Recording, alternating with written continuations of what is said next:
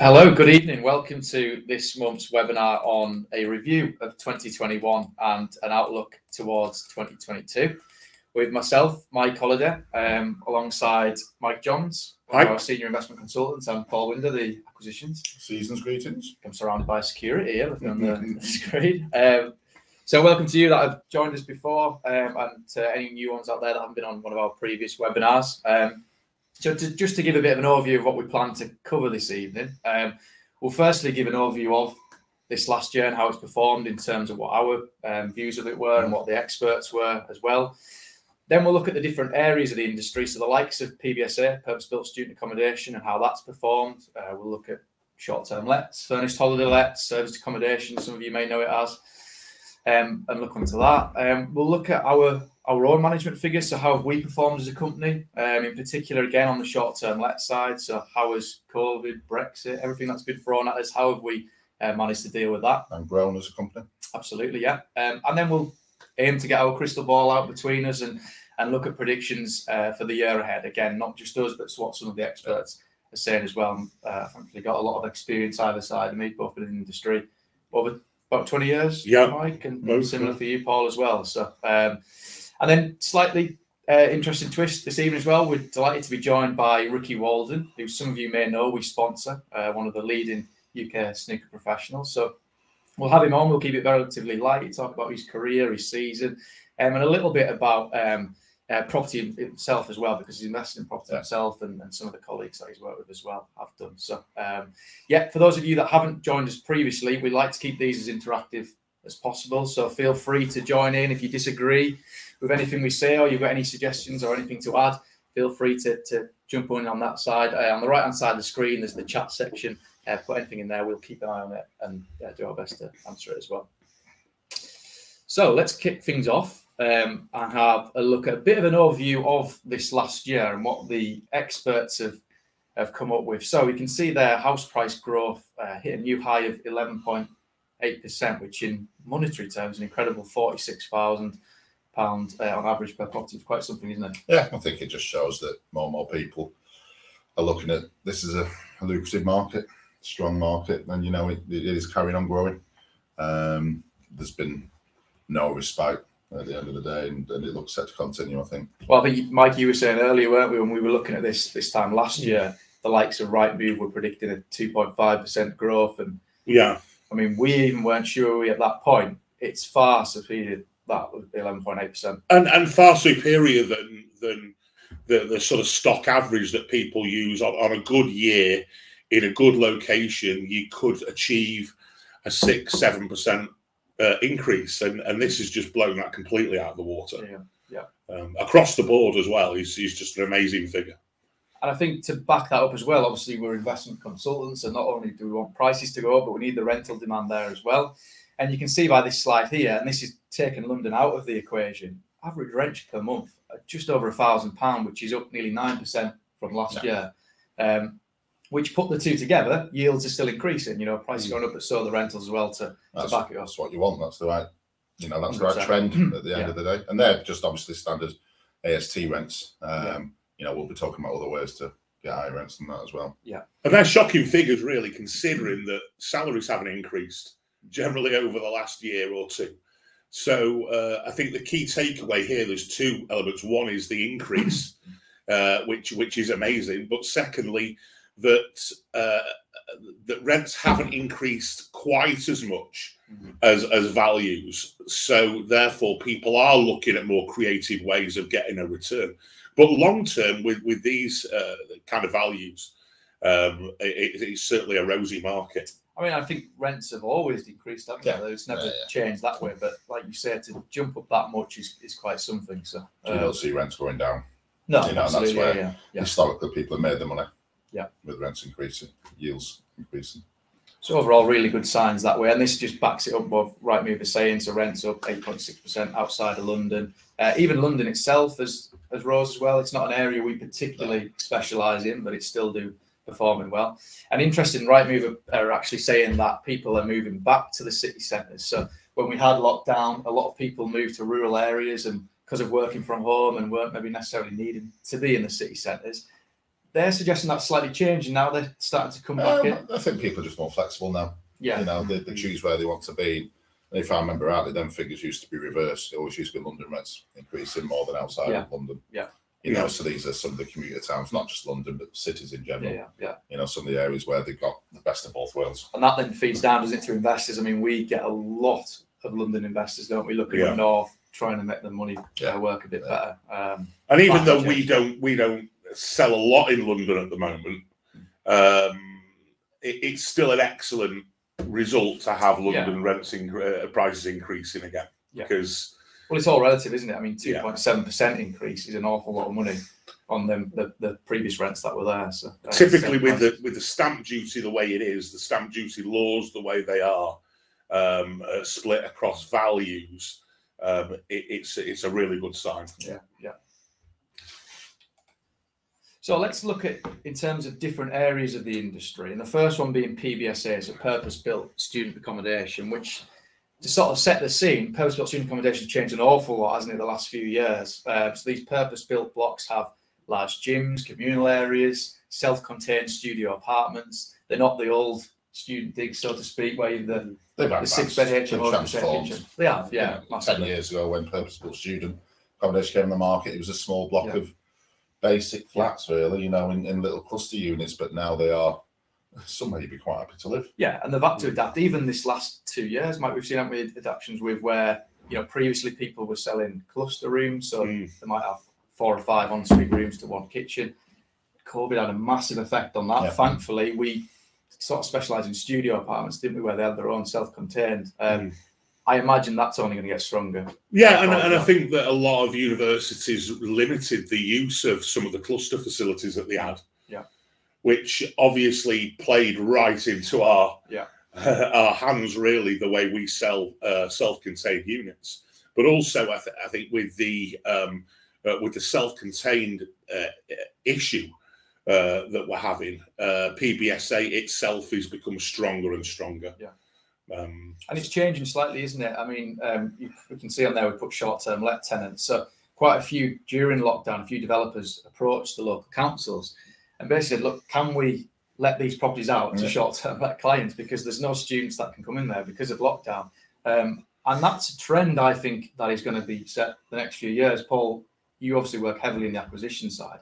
We've got quite an exciting one coming up, haven't we? That relates a little bit to that. The best of both worlds. We think that, you know, purpose-built student and short-term let, or sort of holiday lets, are the strongest markets, and one we've potentially got coming up in the new year combines the best of both. It's run as part of it's run as a hotel, and basically the student market with 39 weeks. So you get a student in for the 39 weeks, and for the remaining 13 weeks in high season in a coastal town, you actually get the holiday let market. They lay out to that, so you're getting the best of both worlds. I think it's an incredibly exciting venture. Yeah, it's surprising that the mix hasn't been done before. You know. But no, that'll be really something very exciting in the new year. I mean, sometimes I think maybe some of the developers and management companies went a little bit too early on the short-term let side for student. There was some that we saw that had 3-month bookings back in the height of lockdown, which with hindsight, if they'd held off a bit, they might have got a 51 week. Fine balance though, isn't it? You know? It is, yeah. It ultimately getting some in there and getting people to get some money back. It's better than nothing, but the outlook looks good. If you look at some of the leading management companies like Homes for Students, look at the rents that they're charging for September next year. The jump up from this year is quite incredible, isn't it? Which shows us in a strong position on it. You know, probably because of the likes of international students, we should see them return. This next year. They're just more popular now. Yeah, I think they're just more popular. You know, the councils want them, everyone wants them. Because they are just desirable for all parties that use them. And facilitate from it. So it's I think it's going to be a strong market, and our aim is, like I said, we've always tried to find the places that actually need them, rather than they've got too many of them already, or maybe are cities where they've got a lot of homegrown students where they're stuck at home anyway, or they've got lots of, you know, terraced houses that are already run. Some of the places that we market really do have a very, very short supply for a lot of demand. Yeah, it tends to be them secondary locations, doesn't it, really, on it? It's not necessarily the big city centres, because they've already got the different accommodation types. Absolutely. I mean, we've discussed a few there, but there's so many reasons why PBSA is ahead of the likes of student HMOs and terrace houses and things now. One of the big ones is technology. I mean, the having a lease line into a lot of these developments, where you're guaranteed, you know, mega fast broadband is so important now. I mean, you've got so many people doing e-learning where they're on Zoom calls with colleagues and things. You've not just got one or two people you've got hundreds of people doing that in a small area. If you get a block of terraced houses with an old broadband connection, it just isn't gonna happen. So, you know, that's one thing. The amount of space that people have got, you know, a lot of these PBSAs have got nice garden areas, plenty of outdoor space. One London Road's got a roof garden. You know, there's a lot of things which tick the box now for the you know, the student of 2021 and 2022. And I think that's why PBSA's performed quite well, even despite COVID. It's more than HMOs, the multiple houses where they've had 6 or 7 bedrooms, one shared kitchen. They struggled a little during lockdown, haven't they? It's changed a little bit, whereas PBSA... We sell a few HMOs, but generally they always, we look at the professional side because there's a reason for them. And I think people are wising up to PBSAs naturally as an investment, as a solid investment now, because the bottom line, if something can pay itself off in 12 years, you've got a pretty good investment on it, which is what these can do quite easily. You know, and we'll go into more detail about that against leveraging versus cash only, because these are cash only, but they really are strong portfolio stabilizers sometimes. We've put on there increased cost of building materials as a negative. I mean, that could be in any different industry, couldn't it? You know, it's not just student property, but short-term let property. There's been an effect on that all over the news, widely publicised, isn't it, about materials going up, which probably has contributed to prices increasing a little bit. And I don't see that slowing down. Do I agree with you on that? It's going to increase, I think, isn't it, a bit that way? But it's all relative. We've mentioned rents are going up. That counteracts, you know, the cost of the property. They're simple. They're black and white and they're simple. And I think it's very easy to get too overcomplicated, but they do exactly what they say. You know, and I think if you actually sat with someone and say, right, what would you be happy with on a return, or what would you be happy with in something paying itself back? This will actually tick the boxes. It's just not going down that route of thinking that, you know, oh, I need to want to borrow someone else's money to pay for something. I mean, these are yours and they pay themselves back. I think it could have potentially been a difficult year this year for student property with COVID. No one was really sure how it would perform. The fact it's done well, I think, sets it up really well for the years going ahead. Bulletproof. Yeah, I think it is. Yogesh has just asked a question. Good to hear from Yogesh, one of our landlords. Thank you for your comments. Do you get many buying opportunities in London? Truth is, Yogesh, that we work on the investment itself and the deal. Now, if someone comes up to us in London and it works on paper, then of course, but problem is most of it doesn't. You know, I mean, a lot of our buyers buy for yields and or something that's below market value, etc. So we do get offered, but most of it just doesn't really stack up when we can compare it against something else, you know, in what we think are more up and coming locations where, you know, you buy one in London, you could probably get 3 in there somewhere else. You know. And what's really hard about London now is me and you sold in London for years. And to look back at those times and how much money we made our clients at those times, it's really hard to enter the market in knowing that they're going to get probably a 0.5% net yield. I mean, anyone who has had property in London for 10 years, let's say, never mind longer, have done very well out of it, and it's been an incredible market. But I think, you know, when people talk about things happening down the line, I think London's probably one that's going to be affected more than anything. And I think London's a great investment tool to take out of it and invest elsewhere. But never say never. You know, someone might come up and we're always looking, we're always sourcing. There's some of the areas outside of London we're interested in because the commuter belt is very popular now in some of those smaller locations. But to be fair, it always depends on the deal. That's what it's always about. And we'll always look at, you know, how are we going to perform from a management point of view, won't we, first and foremost, which is rather selfish, but it's right, you know, because it means that the numbers stack up for investors when they come to buy it. So, and for whatever reason, London hasn't really ticked those boxes over the last few years. Like you say, it might change, but always remember when you're speaking to us that we see the other side of the market as well. So we get people coming to us asking us to sell units for them and to give them an appraisal and to give them a rental appraisal. We can see what people are trying to offload.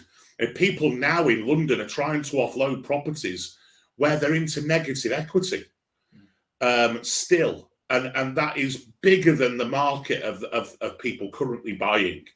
Therefore, it's too dangerous for us to recommend that to our investors. We live and breathe every investment that we sell to every client, and that's really important. We always try to under-promise and over-deliver. We just can't do that in markets where there's an element of risk. It's too risky for us. We rely on, over 70% of our buyers are repeat buyers or referrals.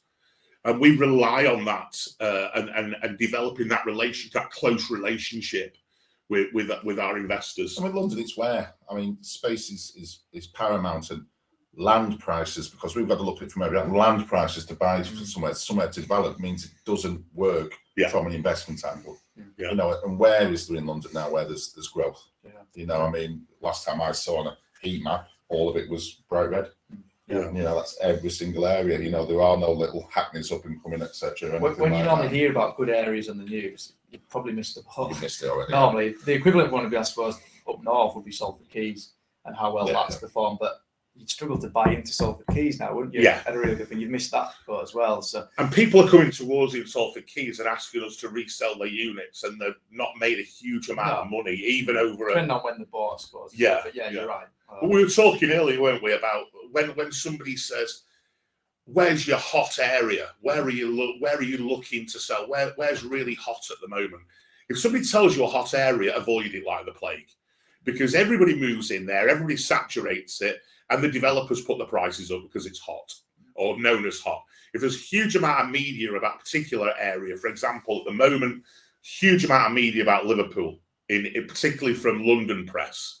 A lot of this is written by the developers are actually developing in Liverpool.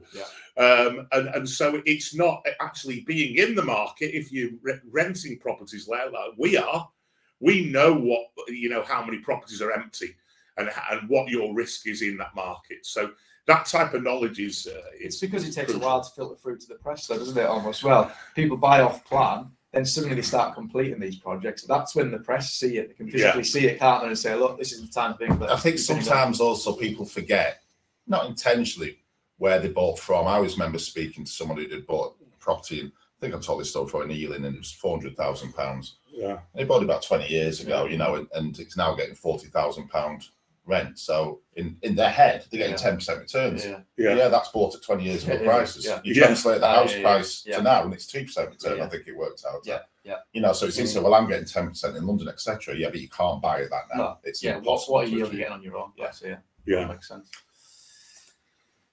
And just some more figures on PBSA and how it's performed this year. We've seen a huge increase, haven't we, of student property being bought. I think it's about 160. We've got the figures later on, but it's the most we've sold student property, so a lot of money coming into it. And on the management side, Unite, one of the leading management companies for student property, 94% occupancy. Really good figures considering everything that's happened and considering we had lockdown earlier on in the year. Like I say, maybe the rents have been sacrificed a little bit, but I would see that improving definitely. It's like a lot of things people will finally think, yes, actually, I'm into PBSA when all the good stuff is gone. Yeah. It is one of those people get comfortable seeing it happen, don't they? But then they're usually a bit too late. You've got to take that leap of faith sometimes, believe the numbers, and getting at the start of something rather than getting at the end of something. And for us, resale property, particularly in the student side, has been incredibly popular, hasn't it? We've brought on students. Which was always a big negative. Who wants to buy it? Yeah, exactly. But it shows the exit strategy, doesn't it? Even just because a high street estate agent might not be keen in selling it, they think there's no resale market. No. But if you look at somewhere like Keele, and the properties that we've sold a massive development in Keele of like 500 units. Now people think that's excessive, and they're worried about maybe is there a market for it. Unite build tens of thousands of units at once. Then I think they built 15,000 units in Sheffield all at once. What we're doing actually is so small compared to that. And then you break it down again, you actually just need one person. One person per year in something that rotates with new. So in Keele, so it's probably 4,000 students every year coming into it, something like that, and it's so you just need one of those. So it's not, it's very small. It's like a new course coming on, isn't it? Again, using Kew as an example, the veterinary course that come in. Yeah. Something there's another 4,000 students each Yeah. year. Like you need 1,000 more bed spaces. And here's it's a big thing. market. A big thing for the market as well is that Unite don't sell their properties. No. They retain all of their properties. So why? Why do they do that? They know it's a good market. Because they know it's a good market and they can rent them all out. And I think the point is not saying it's the perfect, but I think when we speak to people now, we'll see with the numbers that, you know, we're nearly 50% to buy to let to 50% student, both very different things. But people are now seeing it as an option, aren't they? And they're listening and saying, right, okay, I get it now. Yeah. You know, Or and even just an addition to your portfolio. It seems a bit of a jokey thing, weren't it? But gimmicky, I think. Yeah. And it's a very real option now. So moving on to probably our favourite topic, if we're being honest. Talked enough about it. We have, yeah. So furnished holiday lets, some of you will know it's serviced accommodation or short-term lets, and more recently, probably this last year, the new term, staycations, which has been hugely popular. We've got some figures on the screen now. So a recent poll that was done of asking people where would they want to travel next year, 53% saying they'd like to stay in the UK. Feel free to jump in, anyone, if you agree with that or disagree. Well, we were just saying earlier that there's really a 2 or 3 year lag in these numbers. So people aren't going to start holidaying abroad next year. With the scare with the new variant of coronavirus now, that's going to develop. There's probably going to be another and another and another. And the UK staycation market is here to stay. And even if it does eventually fade off, we're talking about 3-5 years minimum. Yeah. And still, there's still people who prefer people with pets, who want to holiday with the pets, people who only want to take short holidays because of work, people who still want to be connected in the UK because of work, or they've got their own business or whatever. Will want to carry on holidaying in the UK. It's a matter of where you choose in the UK. Tenant profile is key. Yeah.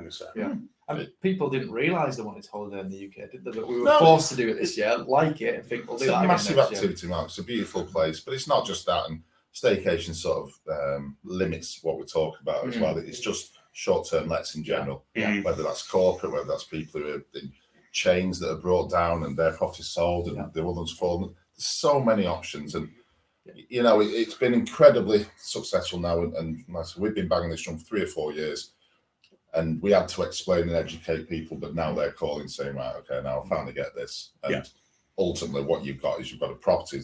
We've always said it's the same property. It grows in value the same, but it's just got 2 options to rent instead of 1. It's a great sector to invest in, because if your property is going to perform well as a short-term let, it will perform well as a total AST. On that front, harder to do it the other way around. And we've done well considering people have had to be patient in certain developments, in certain locations at certain times. At the start of coronavirus, people had to be really patient. We had to bring down the average daily rates to try and increase the occupancy and get the places as full as possible. And people have stuck with us. Those people that have stuck with us are now reaping the benefits. And we're getting calls into the office thanking us every single day of people who are really happy with the returns that they're getting now. It's quite weird because ASTs aren't good enough now, are they? No. The old historical way of doing it aren't good enough anymore. It's the plan B. But I think it's important for your resale side as well. Having that ability to let out your property as a short-term let will help that exit strategy. We talked about this before, weren't we? It's going to be critical, I think, in 10 years' time, trying to offload an apartment that doesn't allow short-term lets is going to be difficult to offload. And I think you're going to have 2 pricing scales. I really think you do, because investors are going to want to have that upside and to have that flexibility. I mean, Paul, you were talking before about it's the flexibility of being able to do both models. You don't just have to do short-term lets. If you want, do ASTs for the first year, 2 years, whatever you want, whatever fits in with your agenda as an investor. And it becomes multifaceted on the exit end as well. We've just sold a property in a very popular holiday location. A lot of money was spent on the property to put it into a furnished holiday let with some big market. A lot of time creating a business with it, and it's just been sold with £100,000 worth of bookings in for next year. Yeah, and that is the key. The word business. I think when you're buying a short-term let property, you're buying a business as well. You've got the option to buy that business. Yeah, you have the option to do it, which appeals to a lot of people. You know, you talk about retiring early and having a portfolio that way. Likes of Rick Hughes joining us later on. Letting us a lot of sports stars see it as that way as well, buying a business. So for our side, it's been difficult to try and educate people, and you know, a lot of people look at service accommodation and think, no, I'm not doing that, it's too much work. You don't need to do any work. We will do all of the work for you. We are the experts in this field. You getting involved in it is not really going to help things. We can do everything for you. If you want us to. If you want us to, You know, if you want to treat it as a business, you want to do it yourself, you can do that. A lot of my work now is looking at individual sales, you know, to try and find people and offer investors a good deal. But, you know, there's some areas where cheap and cheerful isn't always good. No. You know, quality products always work. And I'm looking and I price something up and say this will be attractive, and it's actually now less than what they paid for it when it's in not so desirable area. You know, because they've had problems with it, etc. And then them areas, if you look at student and the argument is it doesn't grow in value, well, guess what? Most houses got under a certain amount of money, they don't grow in value either. They don't get the return. You know, so. And so here are our actual management figures and how we've performed as a company. Like I say, we've been doing short-term lets for about 12 years now, something like that. We've got areas like Chester, Birmingham, Lake District, North Wales, all over. And these are the overall figures of it. So you can see Q1, 68%. We were in lockdown, weren't we, at that point? So it's still pretty good if you add that to the £66 nightly rate. But it's really improved as the year's gone on. You can sort of disregard Q4 because this was taken at the start of December, so probably that's maybe more 75%, 80%, something like that. But overall, performing really well on that front. And if you equate average daily rates into, again, an LST, if you've got an £1,100 rent a month, which is probably around about, what, a £200,000 to £250,000 property, something like that, I would have thought, then if you put that into a daily rate, that's £30 a day. You know, and if you've got a £200,000 property at holiday let, you're getting a decent holiday let and you're getting £108 a night. It's a massive difference, isn't there? I mean, the same property. Typically, it tends to double your return, doesn't it? So that of a normal AST on it. So they're very healthy. You know, and it shows it works again in a very difficult year, difficult 2 years. You know, and that's risen, I think, from last year as well, hasn't it? So it's very positive. We were saying earlier, actually, that people an investment property is probably the second biggest purchase somebody will make in their lives behind their own home. And a lot of people try and do things on the cheap. And if they've got £100,000, they'll want to make that £100,000 into 3 properties and buy 3 cheap properties. And we don't understand that when they go out and buy a pair of trainers, they want the best. When they go out and buy a stereo or whatever, phone or whatever, they want the best of everything. Yet when it comes to a property, they try and go with, and a lot of people, we were saying earlier, you know, if I was to say to you, what is your ideal portfolio, and you said to me, I want 20 properties, it's not a correct answer. Your answer should always be financially based. So you should have a financial target that you want, a monthly figure that you want from a property and overall as well. Telling me that you want 20 properties, to me, that tells me that you want to go down to the pub and tell your mates that you got 20 properties. And I think people take more risks as well when they try and do that. I know people in the past have bought cheap, got on interest-only mortgages. And if there has been a crash, it has stung them, hasn't it, a little bit in the past. Whereas if you look long-term and you look on a repayment mortgage, go down that route, you know, you're not going to really go wrong that way. You'll get to the end goal faster by being patient. You know, and obviously interest rates have just gone up, probably going to go up again, you know, over the next year. And if you've got a lot of mortgages, and they go up, that puts you into a bit of trouble. You know, at the end of the day. Now, the recommendations we do, everything we try to sell with the reasoning behind it. You know, and I think when you look now, some of these locations sold, there might be people who've never even heard of some of these places, but they're all deal based. You know, they're all numbers based. They're all financially based for the investor. Our job is to work for the investor. You know, we obviously got to be fair to developers wanting to work with us. But our job's for the investor to make them come back for more. Well, and also to have a plan B as well. You know, because you know, we want people to be able, oh right, this market is struggling, right, we can move into this market. Yeah. And we saw them, I was saying, them figures that are rising year on year, which is great. So let's say 11% have gone up. Some areas have gone up 20%, and some areas have gone up 4%. Our aim is to find those 20%, not the 4s. You know, but it's interesting when you look at the map. There's quite a lot of coastal areas. Probably a reflection of staycations and how well that's done on it. But yeah, if you looked at this, what, 3-4 years ago, it'd been very different. The map that we saw. It'd have been what you see off everyone else now. I mean, people be on a lot of mailing lists, and we're all on mailing lists as well, aren't we? To see what they're doing, and it's constantly the same thing. Yeah, it's usually the same development. You know, of 5 different agents. And this list may change come next year. There may be completely different areas on it. Trying to get ahead of there will be. Yeah. I mean, we have a lot of tools we use to sort of say, right, okay, there's an area, there's a bit of money going down here, etc. And if we can get you in early, that's when you really are going to make the money. Which is what you're investing for, to secure your pension, secure your future, your children's futures, etc. You want to be in the start of something, not at the end of it. But we've also been very, very lucky to get some of the sites that we've got this year and last year. You know, we've been very, very lucky. I think that when on the next couple of sides, that'll be because we've grown as a company. You know, and we've delivered on what we've said, and our numbers have backed up. Our investors believe in us, and the developers now believe in us. You know, so I think that's down to us basically doing it. It puts us in a strong position, though, doesn't it? Because we're really, really picky of where we pick out. So. And a lot of the developers who work, they don't even know there's an option to sell to investors generally half the time. And then when we say, right, okay, this is how it works, it becomes very appealing. And in terms of the number of sales that we've done this year, so it's been a record year for us, 388 sales, so it's up just over 100 from last year. We had done sort of more, hadn't we, from last year, but when COVID hit, a few people, understandably, were panicking a little bit and had a few pull out. It's stabilised a lot more this year on that front. And you can see the split there, 222 residential, 166 student property. As I say, the more student property we've sold, which shows what that is in the market at the moment. You know, and that would have been, I'd have said, you know, 3 or 4 years ago, that was probably, if we'd have done that number of sales, it's probably more like 320 and 68, or something like that, if we were lucky.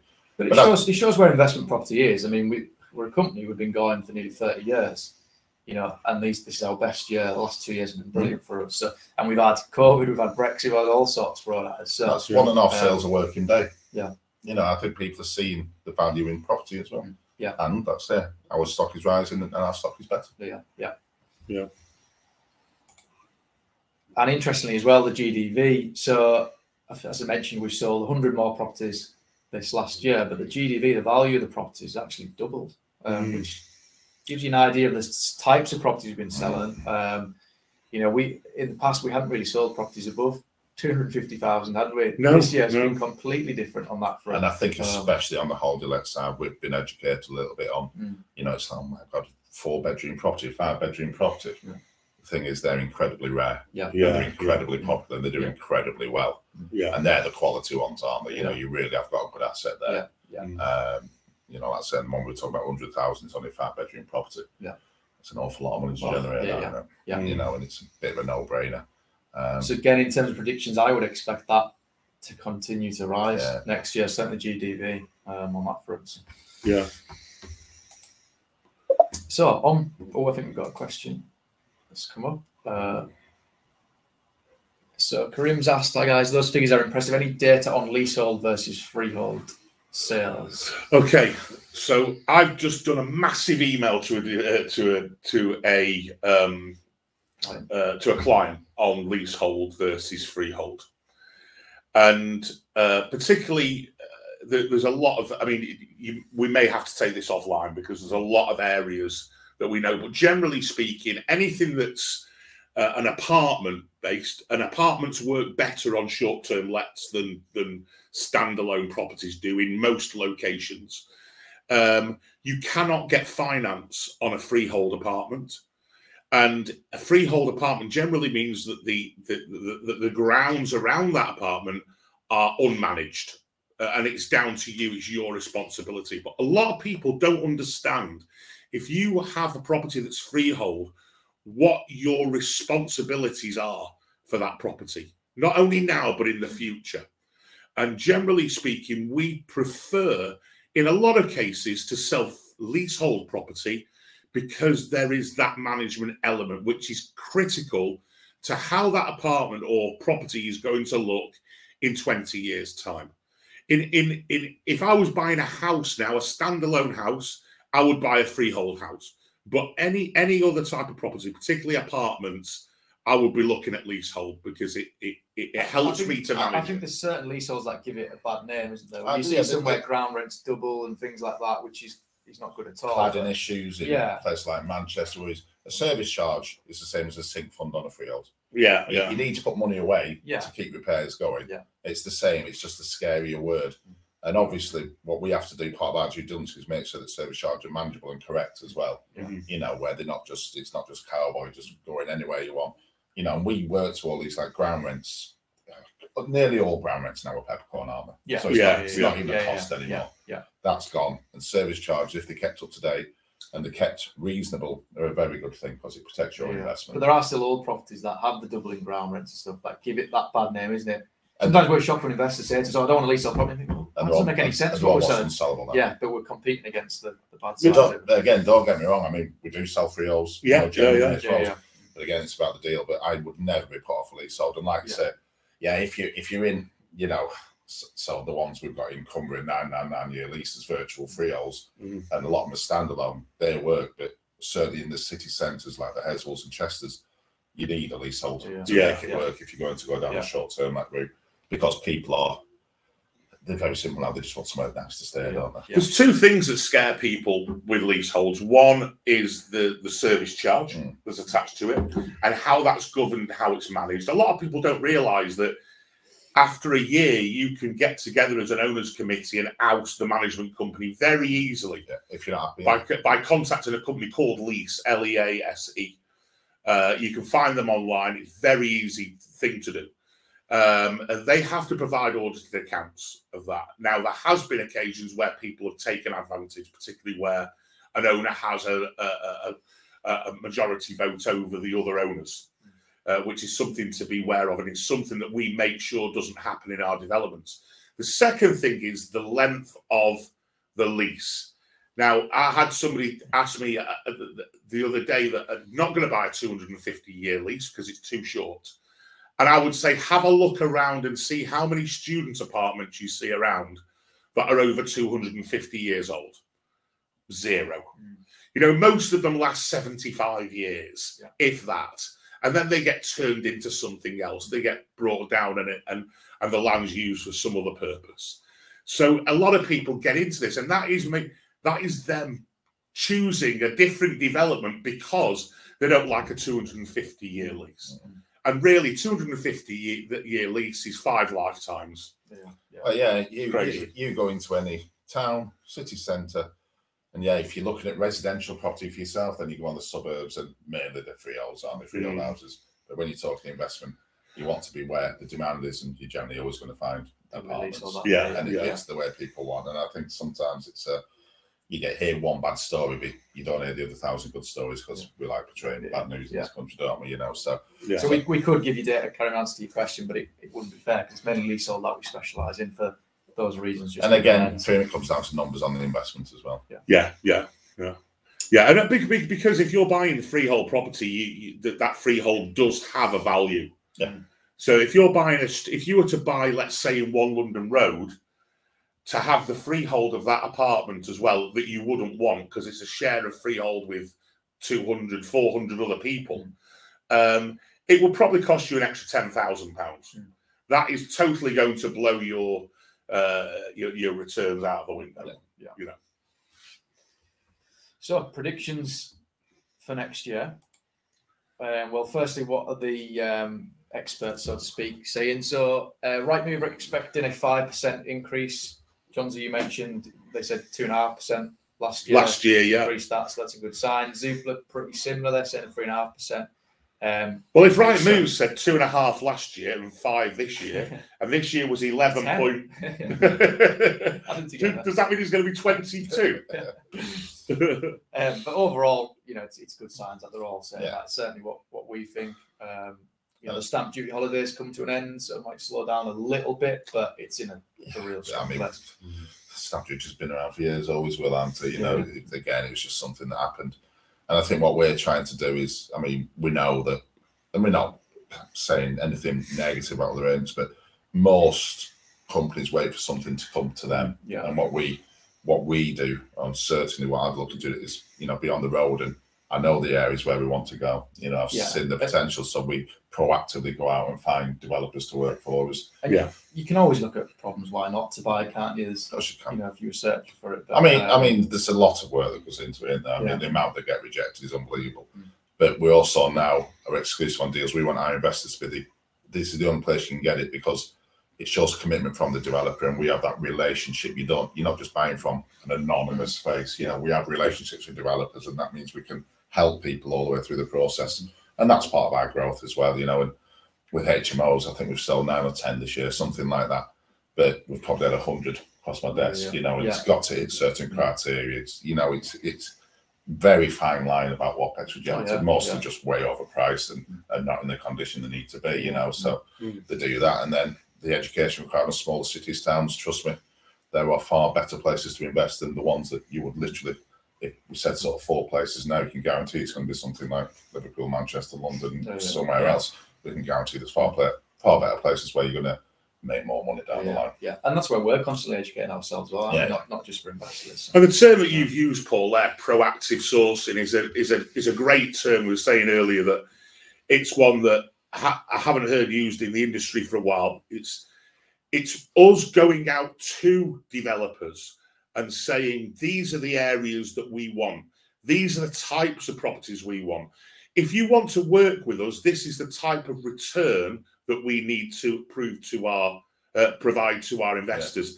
This is the type of quality we need to attach to that property. So we're actually not looking at developments that people are giving to us and assessing them. We're going out and telling people, this is what you need to be able to do in order to work with us. Yeah. And I think that 99% of other agents in the UK will be just looking at deals that land on their table and choosing between them. I think we're doing the other thing. We're going out, and that's partly because we've got the management side as well, isn't it? So we're starting off with that. You know, what's going to perform well in terms of short term. Letting you know what's it looking like that way. Then find the developments to match. Well, it has to work for us as well, because developers, all they have to do is develop. They get paid to develop a property. They don't have any interest whether it doesn't get tenanted, how it's done, etc. Whereas we also proactively get involved with that. So we've got to make sure it works for our investors at the back end. And at the exit end. You know, it's literally from the start to the end. The lifespan of a property.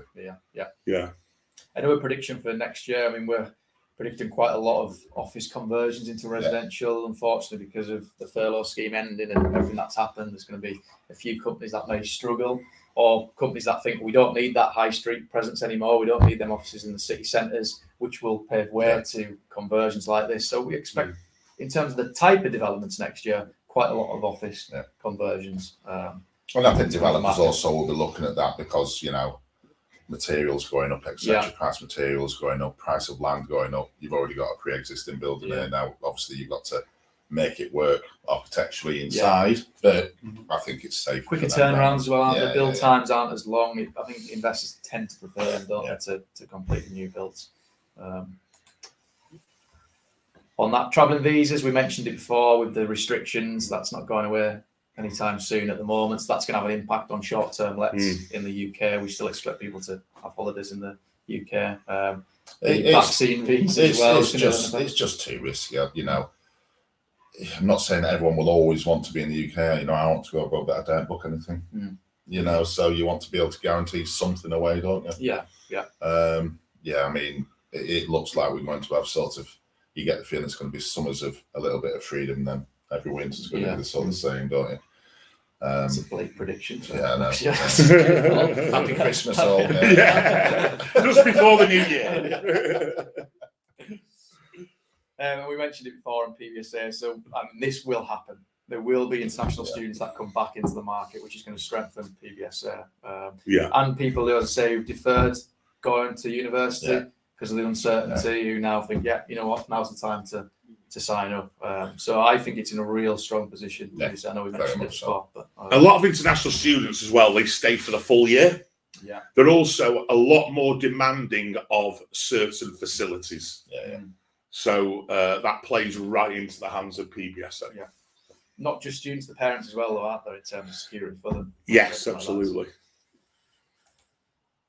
So we're just going on to that, sorry, very quickly. We do get a lot of calls off now parents, instead of paying dead rent for their sons and daughters when they go to university for 3 or 4 years, they see PBSA as a way, right, okay, I want to buy a property in this area. Yeah. Give it to my son, daughter, whatever it is, let them stay there, and then retain an investment after.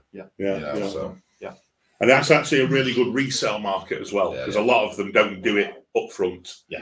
They'll think about it, they'll get into the first term and think, how much am I spending? Absolutely. So hopefully Ricky Walden, as I mentioned before, we've sponsored Ricky this last year.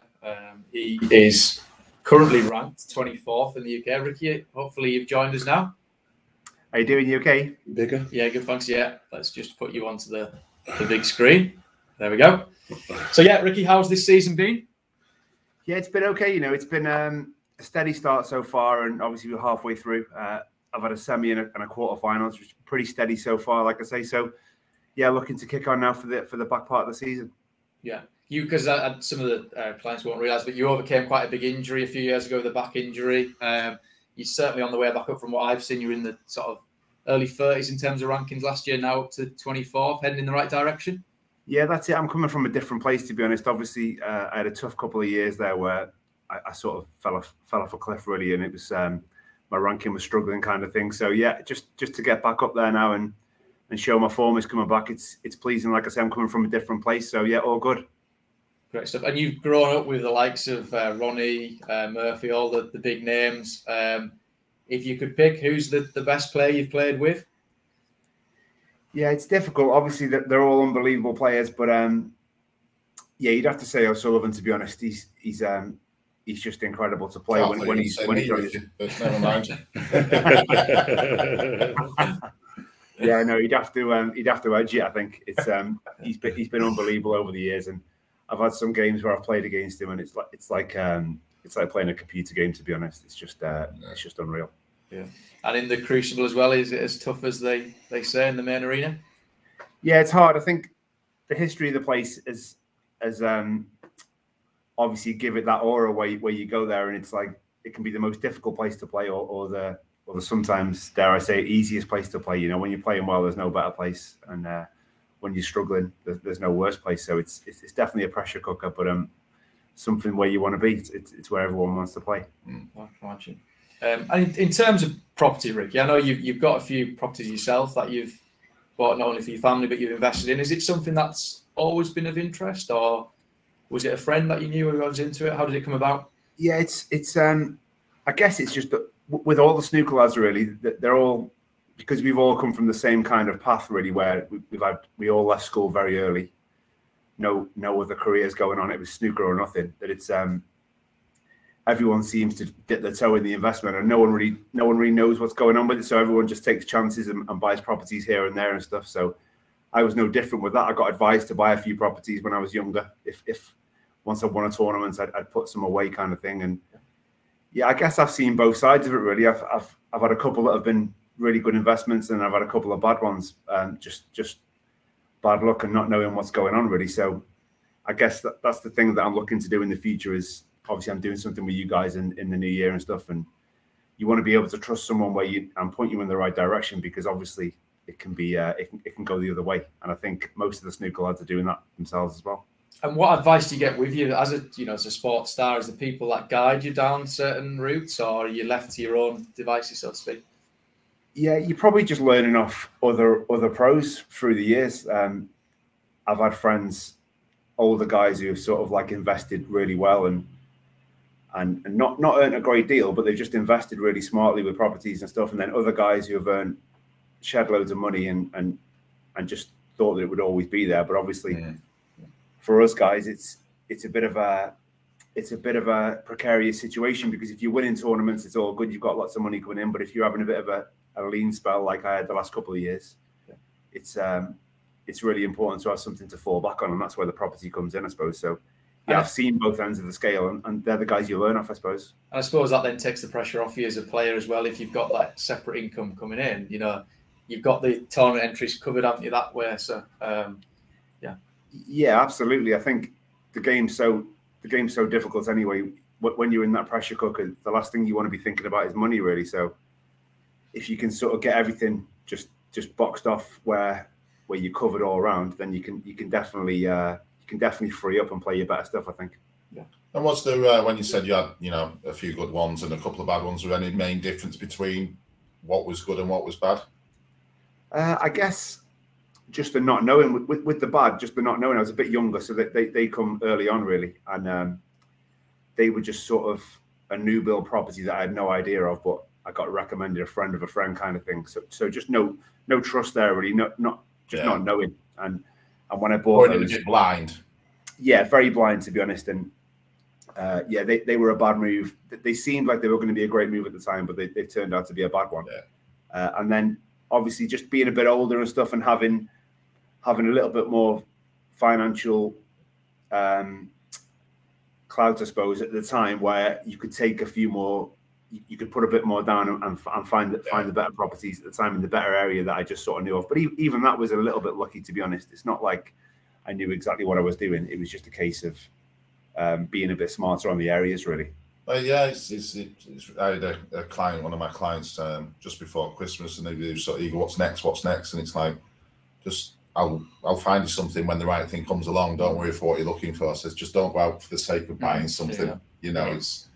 It might that's it. Now 2 months, but be patient for it. And look more long term, I think, as well. Isn't it? I know, Ricky, we've spoke about the two that you struggled with slightly were more on interest only type ones, weren't they? Yeah. You're taking a little bit of a gamble, which you didn't need to do. Whereas if you go down the repayment route, and you sit on it, you're still going to do well, aren't you, in the future, paying that mortgage? Yeah, exactly. I spoke to you guys a lot, and I think the biggest thing is the quality more than the quantity, isn't it? It's like you guys said before, it's okay having 20 or 30 properties on your portfolio, but if only 5 are making and stuff, that's no good. Whereas if you've got a couple of properties that are in really key areas and they're solid, then that's foundations in it. If you build some on sand, it's going to fall down into exactly. So yeah, I've seen both sides, and I know a lot of the lads. Not just with the snooker lads, but a few of the footballers over the years. I know a few of them guys who've had some horror stories, and other guys who've done it unbelievably well. So yeah, that's why you need someone you can trust and find the right places. Great stuff. And in predictions, seeing as we're on topic of predictions, what's your predictions for yourself, Ricky, this next year? What are your plans? What are you hoping to achieve? Yeah, I'm feeling good. I think I'll get my hands on another trophy over the next few years. If I keep working the way I am and stuff, and my game on the practice table has been really good. So obviously, you need to transfer that over, and my tournaments are improving the last few months. So yeah, I'm looking to get my hands on another trophy, all being well. Yeah, and travelling abroad a bit. I'm guessing you were hoping that's coming in. Because I know it's just been UK based, hasn't it? Tournaments this last year. Yeah, it's been tough for all of us, to be honest. It's and snooker's been no different. You obviously get on a flight normally 10, 12 times a year. That's all stopped. So, yeah, if we can get back traveling again, that'd be great. We were due to play in Germany for a couple of tournaments, January, February, but I believe one of them's been transferred over to the UK. So hopefully the second one goes ahead. But yeah, just same as everyone else, really. Just be patient, and hopefully, I'm sure it'll all come back. Great stuff. Well, thanks very much, Ricky. Appreciate you coming on this evening as well. Hopefully you enjoyed watching the webinar as well. Yeah, no, it was interesting for me, really, learning some good stuff there. Good stuff, and best of luck for this next year. Cheers, Ricky. Nice. Thanks very much, guys. Cheers. Thanks, Ricky. Thank you. So that's all for this evening. If anyone would like to speak to one of our investment consultants, I think Jason's about to put a link on now on the right-hand side of the page. Hopefully, yeah, to book an online meeting. Yeah, so you're going to book an online meeting where one of the consultants will talk through. And we always like to advise people, do it by Zoom. Yeah. See who you're speaking to, and more questions get answered, I find, on Zoom than or come into the office as well. Once things ease up, there's no problem that way. So yeah, we certainly like to meet clients, don't we? Yeah, go through that way. Like to be able to personal touch. Yeah, and every client's different, so we like to understand what it is they're trying to achieve. Like Ricky's needs are different to other people. So I think we've got another question just come through. Yogesh, what areas do you manage SAs in? It really depends where. I mean, more locally, we do everything ourselves, so we do everything in-house, but we do have a partner that we work with in other parts of the UK. It's really identifying the opportunity.